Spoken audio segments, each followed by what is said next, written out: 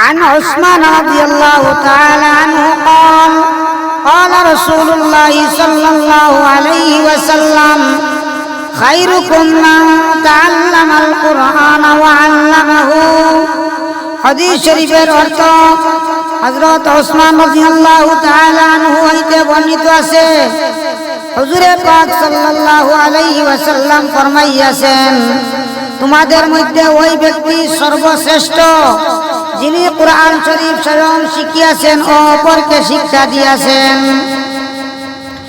কোন কোন রিওয়ায়াত অনুসারে হাদিসের এই অর্থ হয় যে ওই ব্যক্তি সর্বশ্রেষ্ঠ যিনি কুরআনে পাক শিখিয়েছেন অথবা শিক্ষা দিয়েছেন।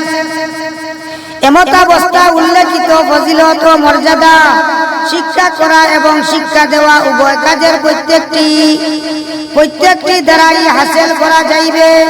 শিক্ষা করা এবং শিক্ষা দেওয়া উভয় কাজ একসঙ্গে হওয়া জরুরি নয়। কালামে পাক যেহেতু ইসলাম ধর্মের মূল মন্ত্র, ইহার স্থায়িত্ব ও প্রচারের উপরই গোটা দিনের অস্তিত্ব নির্ভর করে। কাজেই উহার শিক্ষা লাভ ও শিক্ষা দান শ্রেষ্ঠতম হওয়া স্বাভাবিক।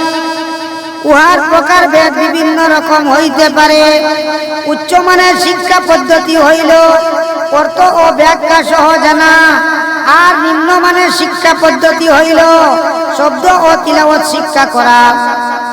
অন্য হাদিসে হুজুরে আকরাম সাল্লাল্লাহু আলাইহি ওয়াসাল্লাম বলেন, যে ব্যক্তি কুরআন শরীফের ইলম হাসিল করিল এবং এই নিয়ামত হইতে বঞ্চিত ও অপর শিক্ষা শিক্ষিত, যে কোন ব্যক্তিকে নিজ হইতে অধিকতর মর্যাদা সম্পন্ন মনে করিল, সে যেন তাহার উপর প্রদত্ত আল্লাহর নিয়ামতের অবমাননা করিল। তদুপরি স্পষ্ট কথা এই যে যখন কালামে ইলাহি সমস্ত কালাম হইতে শ্রেষ্ঠ, তখন উহা শিক্ষা করা বা শিক্ষা দেওয়া নিশ্চয়ই সমস্ত বস্তু হইতে শ্রেষ্ঠই হইবে। মুল্লা আলী কারি রহমাতুল্লাহ আলাইহি অন্য হাদিস দ্বারা বর্ণনা করেন, যে ব্যক্তি কালামে পাক হাসিল করিল সে যেন আপন পেশানিতে ইলমে নবুয়ত জমা করিল। হযরত সহল তসরি রহমাতুল্লাহ আলাইহি বলেন, আল্লাহ পাকের সহিত মহব্বতের নিদর্শন হইল এই যে তাহার কালামের মহব্বত অন্তরে পয়দা হওয়া। কিয়ামতের ভয়ঙ্কর দিনে তাহারা হাসরের নিচে ছায়া পাইবে।